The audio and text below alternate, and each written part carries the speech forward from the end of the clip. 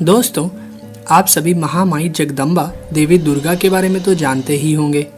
इन शक्ति स्वरूपा देवी दुर्गा ने समस्त लोगों के कल्याण के लिए तथा दुष्ट दानवों और राक्षसों का विनाश करने के लिए कई बार अपने अलग अलग रूप धारण किए थे। भगवती देवी दुर्गा आज भी समस्त लोकों में अपने भक्तों का कल्याण करती हैं। इसी कारण संसार में देवी दुर्गा के कई रूपों की पूजा की जाती है। विशेषकर नवरात्र में 9 दिन तक देवी दुर्गा के 9 रूपों की पूजा की जाती है। तो चलिए आज अपने एपिसोड में हम देखते हैं कि नवरात्रों में देवी दुर्गा के किन किन रूपों की पूजा की जाती है। दोस्तों, देवी दुर्गा को माता पार्वती का ही एक रूप माना जाता है, इसलिए नवरात्र में पहले दिन इनके जिस स्वरूप की आराधना की जाती है उसका नाम है शैलपुत्री। पर्वतराज हिमालय के यहाँ पुत्री रूप में जन्म लेने के कारण इनका नाम शैलपुत्री पड़ा था। दोस्तों, देवी शैलपुत्री अपने पूर्व जन्म में ब्रह्मा जी के मानस पुत्र प्रजापति दक्ष की पुत्री थी। तब इनका नाम सती था और इनका विवाह भगवान शंकर जी के साथ ही हुआ था। परंतु देवी सती ने अपने उस जन्म में अपने पिता के यज्ञ के हवन कुंड में अपना दाह करके शरीर त्याग दिया था। देवी सती का दूसरा जन्म शैलपुत्री के रूप में हुआ और इनका विवाह भी भगवान शंकर जी के साथ हुआ था। देवी शैलपुत्री को हम देवी हेमवती व देवी पार्वती के नाम से भी पुकारते हैं। दोस्तों, वृषभ यानी बैल पर सवार देवी शैलपुत्री के दाएं हाथ में त्रिशूल तथा बाएं हाथ में कमल सुशोभित रहता है। इनकी उपासना करने से मनुष्य को अनंत शक्तियां प्राप्त होती हैं। दोस्तों, नवरात्र के दूसरे दिन माँ दुर्गा के ब्रह्मचारिणी स्वरूप की पूजा की जाती है। यहाँ ब्रह्म शब्द का अर्थ है तपस्या। ब्रह्मचारिणी अर्थात तप की चारिणी, तप का आचरण करने वाली। दोस्तों, देवी सती ने जब शैलपुत्री के रूप में दूसरा जन्म लिया था तब सभी मनुष्यों की तरह उन्हें भी पिछले जन्म की कोई भी घटना याद नहीं थी और उधर भगवान शंकर अपनी पहली पत्नी सती के शोक में डूबे हुए थे। तब देवताओं ने भगवान शिव को शोक से उबारने के लिए शैलपुत्री को उनकी पत्नी बनाने का विचार किया और देवर्षि नारद को शैलपुत्री के पास भेजा।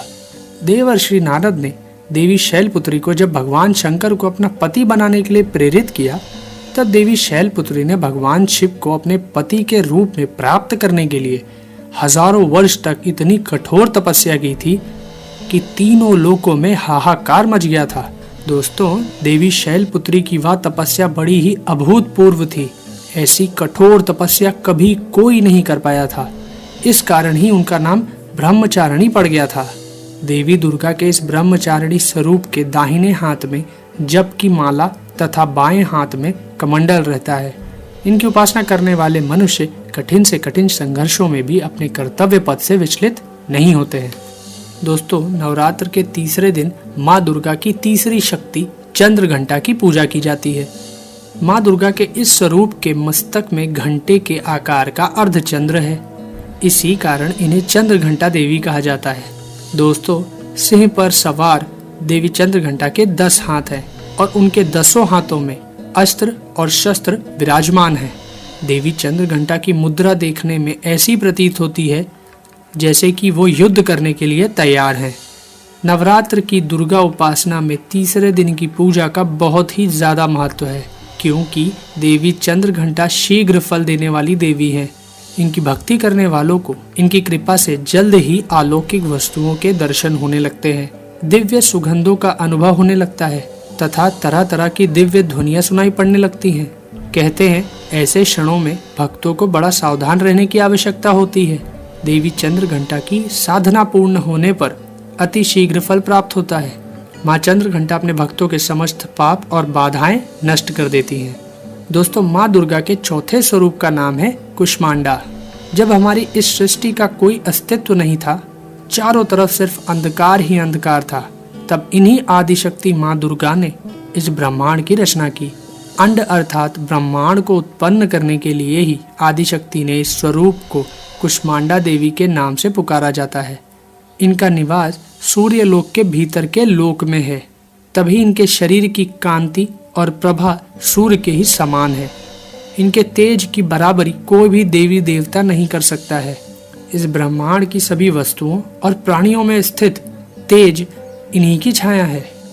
दोस्तों, सिंह पर सवार इन देवी कुष्मांडा की 8 भुजाएं हैं, इसलिए इन्हें अष्टभुजा देवी भी कहा जाता है।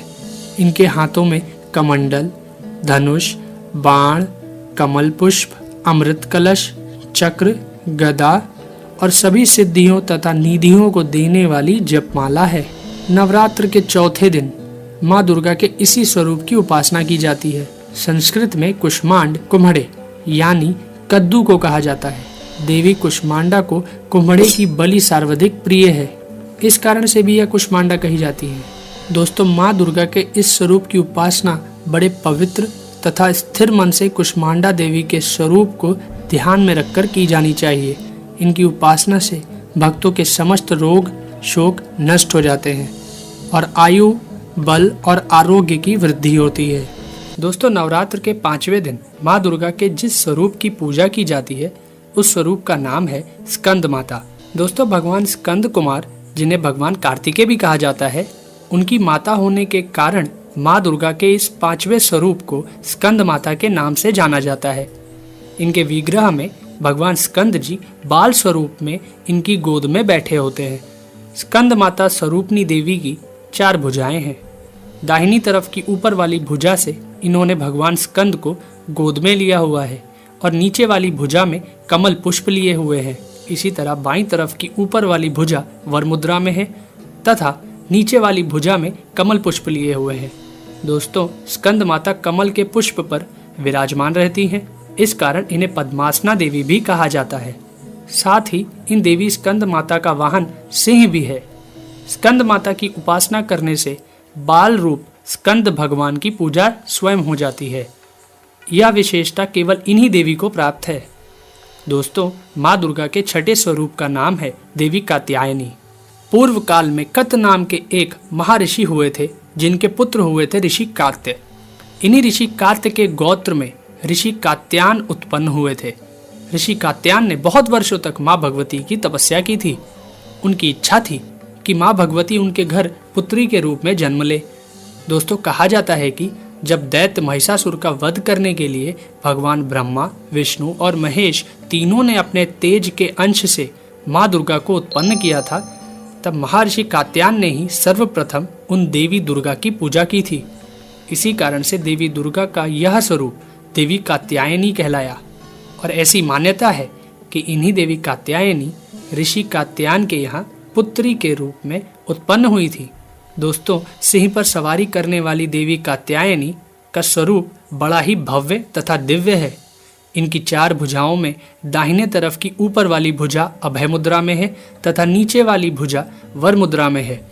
बाईं तरफ की ऊपर वाली भुजा में तलवार तथा नीचे वाली भुजा में कमल पुष्प सुशोभित है।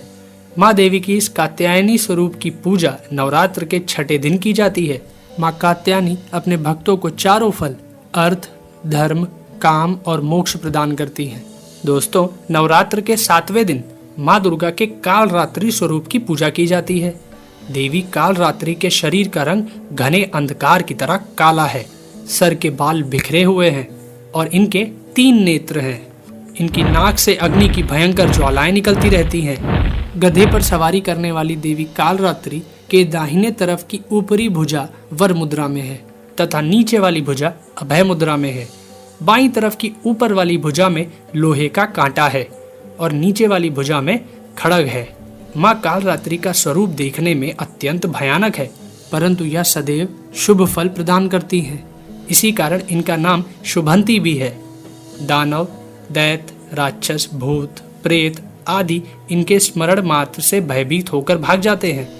इनके भक्तों को अग्नि भय, जल भय, जंतु भय, शत्रु भय, रात्रि भय आदि कभी नहीं होते हैं। दोस्तों, माँ दुर्गा की 8वीं शक्ति का नाम है महागौरी। इनका रंग पूर्णतः गौर है। इनकी गौरता की उपमा शंख, चक्र, चंद्र और कुंद के फूल से दी गई है। देवी महागौरी की आयु 8 वर्ष की मानी गई है। इनके वस्त्र आभूषण भी श्वेत हैं। वृषभ की सवारी करने वाली देवी महागौरी की 4 भुजाएं हैं।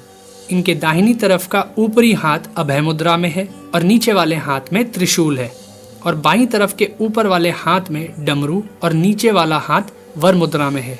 देवी महागौरी ने अपने पार्वती रूप में जब भगवान शिव को प्राप्त करने के लिए कठोर तप किया था, तब इनका रंग काला पड़ गया था। फिर भगवान शिव ने इनके शरीर को गंगा जल से मलकर धोया तो इनका शरीर विद्युत के समान कांतिमान हो उठा। तभी से इनका नाम महागौरी पड़ गया था। नवरात्र के दुर्गा पूजा में 8वें दिन देवी महागौरी की पूजा की जाती है।